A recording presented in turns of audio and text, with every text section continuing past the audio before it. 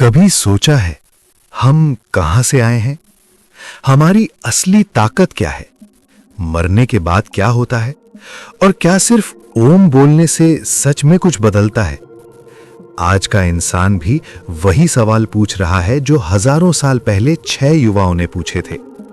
वो गए एक महान ऋषि के पास जिनका नाम था ऋषि पिप्पलाद, और उन्होंने पूछा वो सवाल जो शायद अभी आपके दिमाग में भी घूम रहे हैं। ये है प्रश्न उपनिषद की कहानी।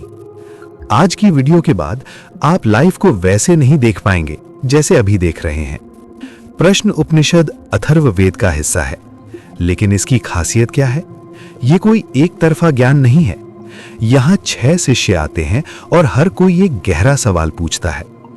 और ऋषि पिप्पलाद कहते हैं, 1 साल तक ब्रह्मचर्य और तपस्या करो, फिर सवाल पूछना। इमेजिन करो, आज अगर कोई YouTube वीडियो देखने से पहले बोले 1 साल मेडिटेट करो फिर आंसर मिलेगा। लेकिन यही इसकी खूबसूरती है।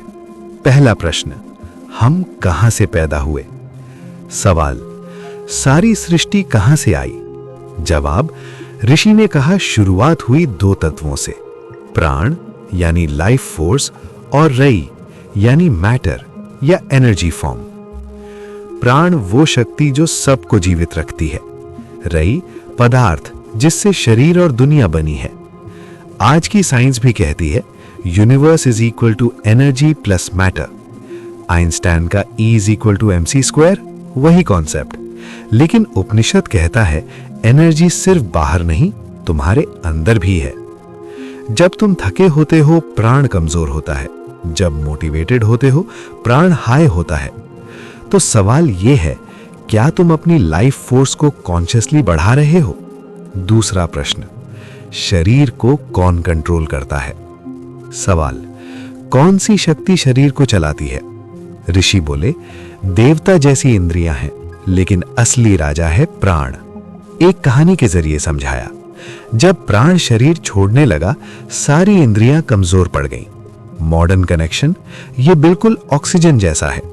ऑक्सीजन नहीं, बॉडी शट डाउन। लेकिन यहां प्राण सिर्फ सांस नहीं, ये मेंटल एनर्जी भी है। अगर आपका फोकस वीक है, मोटिवेशन लो है, समझो प्राण डिस्टर्ब है। तीसरा प्रश्न, प्राण कहां से आता है? सवाल, प्राण की उत्पत्ति कहां से होती है? जवाब, प्राण आत्मा से उत्पन्न होता है और शरीर में 5 रूपों में काम करता है। प्राण, अपान, समान, व्यान, उदान। यस, ये एंशिएंट बायोलॉजी है। आज की न्यूरोसाइंस और ब्रीदिंग टेक्निक्स सब ब्रेथ रेगुलेशन पर फोकस करते हैं, इसीलिए प्राणायाम ट्रेंडिंग है। Breath control is equal to mind control. चौथा प्रश्न, नींद में क्या होता है? सवाल, जब हम सोते हैं तब कौन जागता है? ऋषि बोले, इंद्रियां सो जाती हैं, मन सपने बनाता है, लेकिन आत्मा साक्षी रहती है। डीप स्लीप में हम ब्लिस एक्सपीरियंस करते हैं, लेकिन अनकॉन्शियस तरीके से।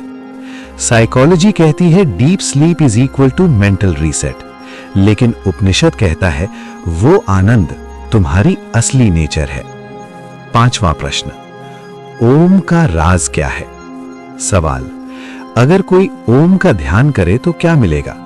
जवाब लेयर्ड है। सिर्फ अ तक ध्यान, अर्थली सक्सेस। अ प्लस उ, हायर रेल्म। पूरा ओम, ब्रह्म की प्राप्ति। साउंड थेरेपी, फ्रीक्वेंसी हीलिंग, सब आज साइंस भी मान रही है वाइब्रेशन पावर। लेकिन यहां ओम सिर्फ साउंड नहीं, ये एग्जिस्टेंस का ब्लूप्रिंट है।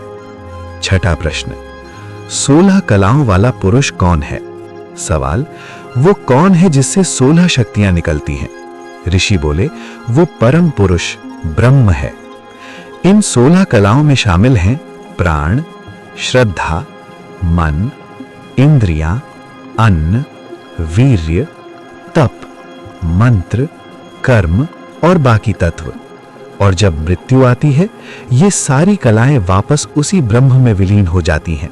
जैसे वेव्स समुद्र में लौटती हैं, वैसे ही इंडिविजुअल कॉन्शियसनेस यूनिवर्सल कॉन्शियसनेस में मिलती है। प्रश्न उपनिषद हमें आंसर्स नहीं देता, ये हमें बेटर क्वेश्चंस पूछना सिखाता है। आज भी हम वही 6 सवाल पूछ रहे हैं। मैं कौन हूं? मेरी एनर्जी क्या है? क्या स्लीप सिर्फ रेस्ट है या कुछ और? ओम का असली मतलब क्या है?